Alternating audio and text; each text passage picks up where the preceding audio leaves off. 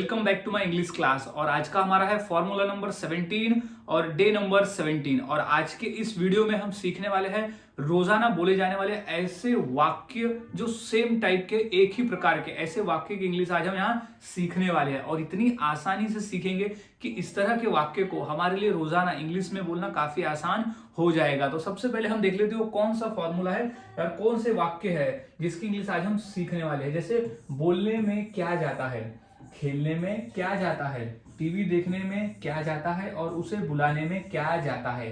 तो यहाँ कॉमन क्या है, यहाँ कॉमन है कि हम बोल रहे हैं कि क्या जाता है, यानी किसी कार्य को करने में क्या जाता है। वो कार्य कोई भी हो सकता है सिचुएशन के हिसाब से, लेकिन हमने तो ये सिर्फ कुछ सेंटेंस पकड़े हैं कि ये कॉमन बताने के लिए। लेकिन आप तो कोई भी वाक्य बोल सकते हो कि क्या जाता है, यहाँ बैठने में क्या जाता है, वहां जाने में क्या जाता है, उसे बुलाने में क्या जाता है।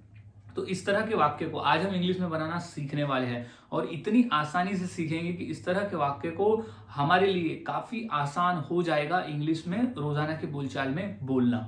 सो गाइस, सबसे पहले तो हम समझ लेते हैं कि कौन सा फॉर्मूला है जिसके आधार पर हम ऐसे वाक्य की इंग्लिश आसानी से बनाकर बोल सकते हैं। तो सबसे पहले हम उस फॉर्मूले को अच्छी तरह से समझ लेते हैं।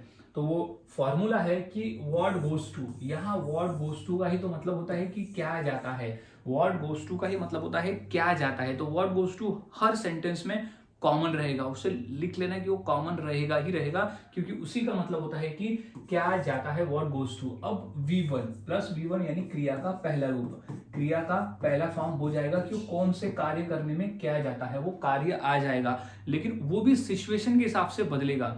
यहाँ व्हाट गोज टू तो कॉमन रहेगा, लेकिन फिर प्लस V1, V1 जो क्रिया है वो सिचुएशन के हिसाब से, आपको जो क्रिया कहनी है वो क्रिया सिचुएशन के हिसाब से बदलेगी। प्लस ऑब्जेक्ट यानी बचा हुआ भाग जो भी शेष रहेगा वो। अब हमने फॉर्मूले को तो अच्छी तरह से समझ लिया।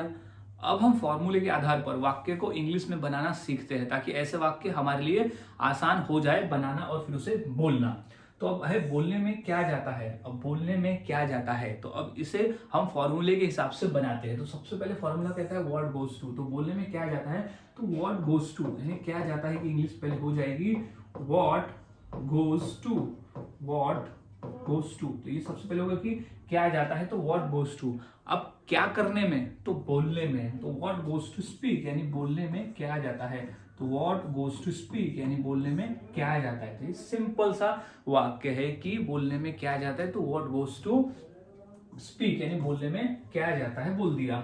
अब है खेलने में क्या जाता है, खेलने में क्या जाता है, खेल लिया। खेलने में क्या जाता है, कुछ नहीं जाता, तो हो जाएगा कि व्हाट गोज टू यानी खेलने में क्या जाता है, तो व्हाट गोज टू क्या जाता है, पूछ रहे हैं कि क्या जाता है, तो व्हाट गोज टू क्या करने में, खेलने में। तो इसकी इंग्लिश हो जाएगी प्ले। तो व्हाट गोज टू प्ले यानी खेलने में क्या जाता है, तो what goes to play. So guys, इस तरह से वाक्य बनाए जाते हैं और बोले जाते हैं। काफी आसान है, फॉर्मूले को याद में रखना है और वाक्य की प्रैक्टिस करते रहना है। जितनी अधिक प्रैक्टिस करोगे, जितना अधिक इसे बोलोगे, उतनी ही जल्दी आप ऐसे वाक्य को इंग्लिश में बोलना सीख जाते हो। और कुछ वाक्य देख लेते हैं प्रैक्टिस के लिए। जैसे उसे बुलाने में क्या जाता है, बुला लिया यार, उसे बुलाने में क्या ही जाता है, क्या जाता है, बुला लिया। तो अब हो जाएगा सबसे पहले व्हाट गोज टू, क्योंकि ये फॉर्मूले कहते हैं ना कि व्हाट गोज टू यानी क्या जाता है।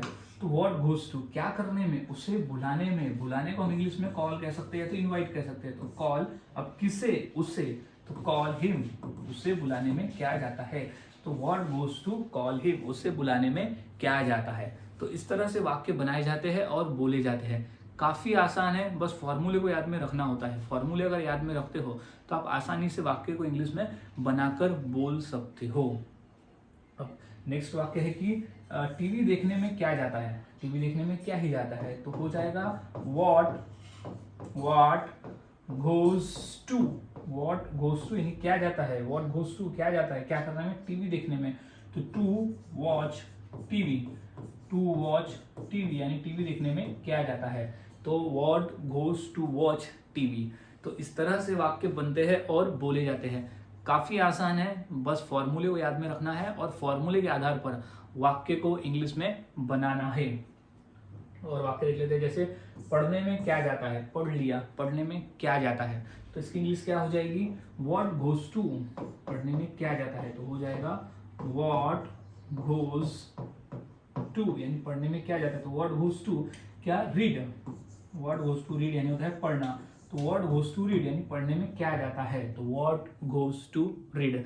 तो इस तरह से वाक्य बनाए जाते हैं। अब देखने में क्या जाता है, तो इसकी इंग्लिश हो जाएगी व्हाट गोज टू, देखना watch, what goes to watch यानी देखने में क्या जाता है, तो व्हाट गोज टू वॉच भी कह सकते हैं, तो सी कह सकते हैं। अलग अलग देखने के भी अलग अलग मीनिंग होते हैं इंग्लिश में।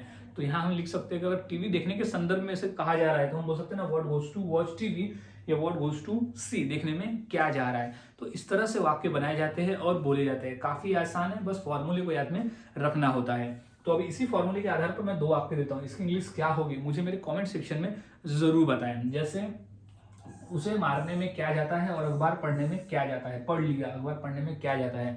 तो ये दो वाक्य की इंग्लिश क्या होगी मुझे मेरे कमेंट सेक्शन में जरूर बताएं। और वाक्यों की प्रैक्टिस करते रहे, क्योंकि जितना अधिक आप प्रैक्टिस करते हो उतना आसान हो जाता है वाक्यों को इंग्लिश में बनाना और फिर उसे बोलना। सो मिलता हूं अगले क्लास में और एक नए सेंटेंस स्ट्रक्चर के साथ में। तब तक के लिए चैनल के साथ बने रहे, वीडियोस को देखते रहे और इसी तरह से रोजाना वाक्यों की इंग्लिश सीखते रहे, क्योंकि काफी आसान है जब हम सेंटेंस स्ट्रक्चर से इंग्लिश को सीखते हैं।